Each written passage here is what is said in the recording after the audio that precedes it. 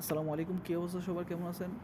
So আজকে আমি আপনাদেরকে দেখাবো কীভাবে আপনারা একটি লয়ার বা অ্যাডভোকেট অ্যাড করবেন আমাদের অ্যাপের মধ্যে, হোমনা হিসেবে অ্যাপের মধ্যে। সো অ্যাড করার জন্য সব নিচে চলে যাবেন। নিচে যাওয়ার পর এখানে দেখতে পাচ্ছেন যে উকিল নামে একটি ক্যাটাগরি আছে। এই উকিল ক্যাটাগরির মধ্যে চলে যাবেন। যাওয়ার পর এখানে যে প্লাস আইকন আছে, প্লাস আইকনে ক্লিক করবেন। ক্লিক করার পর এখানে এই ইন্টারফেস চলে যাবে আপনার এখানে।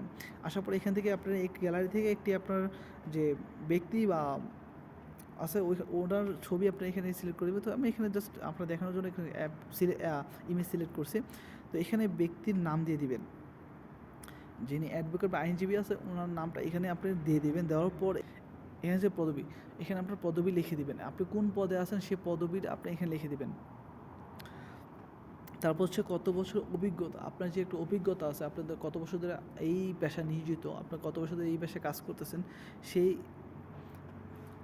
বছরটা আপনি এখানে লিখে দেবেন। আপনার হতে পারে 5 বছর, 10 বছর, 15 বছর, বিভিন্ন আপনার একটা সীমা থাকতে পারে। সো এখানে আপনারা আপনারা অ্যাড করে দেবেন। সো আমি 5 লিখছি। এখানে আপনি কিন্তু অবশ্যই 2 টেবিল সংখ্যা লিখতে পারবেন না।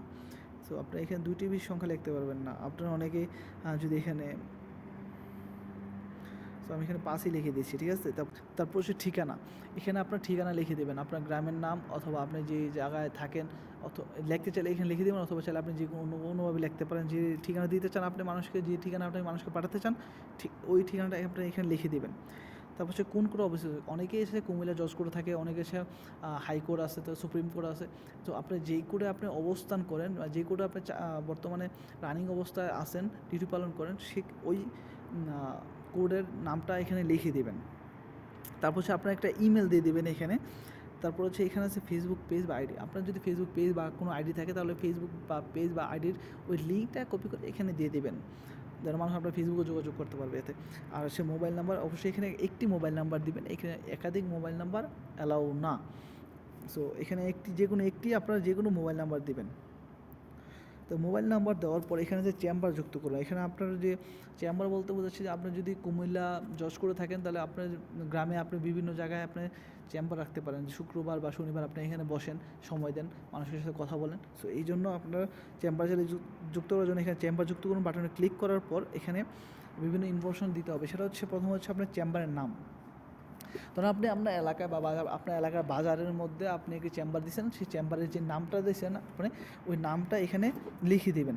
দেওয়ার পর চেম্বারটা আসলে কোন জায়গায়, কোন বাজারের মধ্যে বা কোন এলাকায়, সেই এলাকা বা এরিয়ার নামটা এখানে লিখে দেবেন যে আমার চেম্বারটা এই বাজারে বা এই এলাকায় একটা ঠিকানা আপনারা লিখে দেবেন যে যেখানে অবস্থিত, ঠিক ওই ঠিকানাটা। তারপর যে চেম্বারের মোবাইল নাম্বার, ধরুন আপনি পার্সোনাল মোবাইল নাম্বার দিলেন না, আপনি চেম্বারে থাকতে পারে একাধিক মোবাইল থাকতে পারে, চেম্বারের জন্য আলাদা একটা নাম্বার থাকতে পারে। সো ওই নাম্বারটা আপনি এখানে লিখে দেবেন। যদি আপনার চেম্বারের জন্য আলাদা কোনো নাম্বার না থাকে, আপনার পার্সোনাল নাম্বার থাকে, ওই পার্সোনাল নাম্বারটা দরকার এখানে লিখে দেবেন।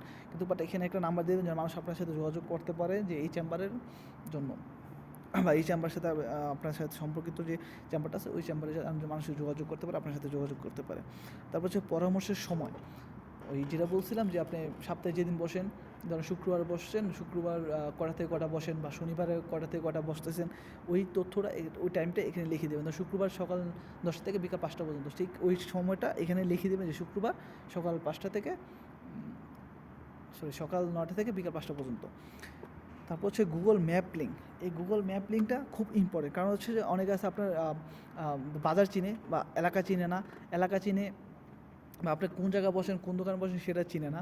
সো এইখানে গুগল ম্যাপটা কাজ করবে, সেটা হচ্ছে আপনার সরাসরি গুগল ম্যাপের মাধ্যমে আপনাকে ওই লোকেশনটা দেখাবে যে এই লোকেশন বা এই জায়গার মধ্যে চেম্বারটি রয়েছে। সো উনি চাইলে গুগল ম্যাপের মাধ্যমে সরাসরি আপনার জায়গায় পৌঁছাতে পারবে। সো এখানে গুগল ম্যাপ লিঙ্কটা যদি আপনি অ্যাড করতে না পারেন তাহলে কিন্তু কোনো সমস্যা নেই। এখানে আপনি চলে যাওয়ার প্রথম দিকে দেখার পর এখানে জরুরি নির্দেশনা দেওয়া আছে, এখানে ক্লিক করলে আপনি দেখতে পাবেন যে এখানে লেখা আছে Google map location link add করার নিয়ম। সো এখানে ক্লিক করে আপনারা অবশ্যই সঠিক কীভাবে লিঙ্কটা অ্যাড করতে, সঠিক লিঙ্ক দিতে হয়, যদি না পারেন তাহলে এখান থেকে দেখে নেবে, তাহলে আপনার সঠিক তথ্যটি অ্যাড করতে পারবেন। আরেকটা জিনিস সেটা হচ্ছে এখানে চাইলে আপনাদের একাধিক চেম্বার যুক্ত করতে পারবেন। আপনি যে যতগুলো চেম্বার থাকুক না কেন, আপনার এলাকা বাইরে যদি ঢাকা যদি আপনার কোনো চেম্বার থাকে বা অন্য এলাকায় কোনো চেম্বার থাকে, যে কোনো জায়গায় চেম্বার থাকুন, যতগুলো চেম্বার থাকুক না কেন আপনি এখানে অ্যাড করতে পারবেন। অবশ্যই তথ্যগুলো ফিল আপ করার পর আরেকটা জিনিস বলা ভালো, যে তথ্যগুলো আমি এক্সাম্পল দেখাই দিয়েছি, তথ্যগুলো ফিল আপ করার পর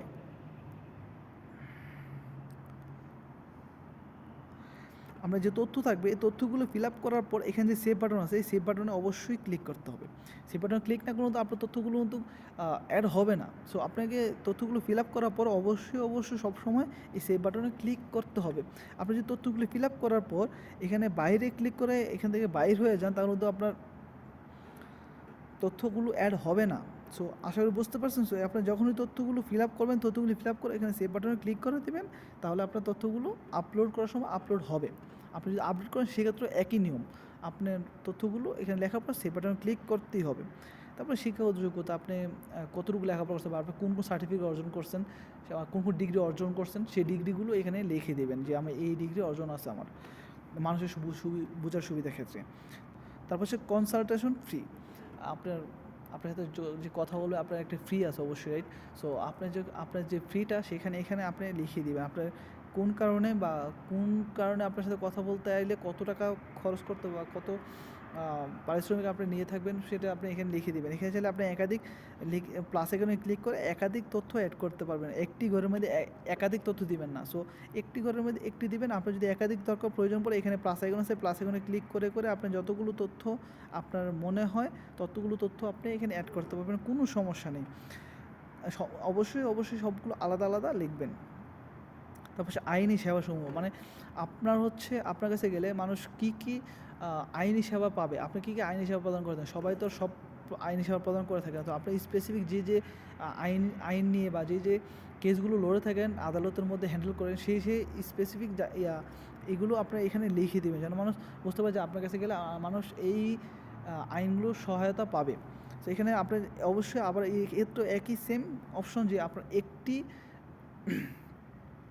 একটি সেবা একটি করে লিখবেন। আপনি যদি একাধিক সেবা প্রদান করে থাকেন একাধিক, এখানে প্লাস আইকনে ক্লিক করে একাধিক সেবা আপনি এখানে লিখবেন, ঠিক আছে?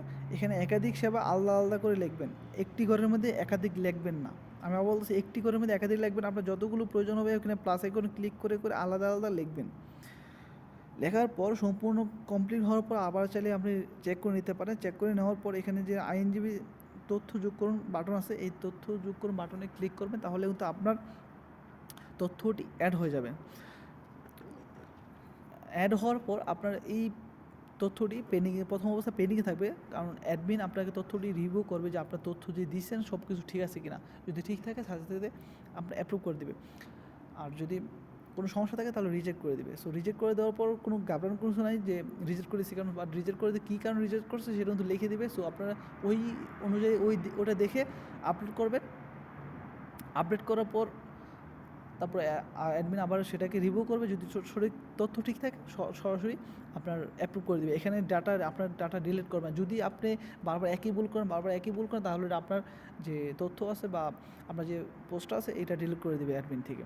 সো কখনোই বারবার ভুল তথ্য দিবেন না, সঠিক তথ্য দিয়ে সাহায্য করবেন। অ্যাপের যে নিয়মকানুন আছে সেটা মেনে চলবেন আশা করি। আর হচ্ছে আপনি যদি বুঝতে কোনো সমস্যা হয় তাহলে আমাদের হেল্পলাইন নাম্বার আছে, এখানে হেল্পলাইন নাম্বারের সাথে আমাদের যাতে যোগাযোগ করতে পারেন। এখানে কন্ট্যাক্ট আছে ক্লিক করলে এখানে আপনারা আমাদের সাথে যে কোনো মাধ্যমে আপনার সুবিধা মনে হয় ওই মাধ্যমে যোগাযোগ করবেন। আর একটা কথা, যদি আপনার তথ্য অ্যাড করার পর যদি মনে হয় যে তথ্য কোনো ভুল আছে বা কোনো সমস্যা হয় তাহলে আপনি চলে যাবেন এখানে প্রোফাইল সেকশনে যাওয়ার পর এখানে আমার অ্যাক্টিভিটি এখানে একটা ক্যাটাগরি আছে, এখানে ক্লিক করার পর মাই পোস্টে যাওয়ার পর আপনি এখান থেকে সম্পূর্ণ তথ্য পেয়ে যাবেন। ওইখান থেকে আপনার ডাটাগুলো অ্যাড করে নিতে পারবেন, আপডেট করে নিতে পারবেন। তো আজকে এই পর্যন্তই, সবাই ভালো থাকবেন। আসসালামু আলাইকুম।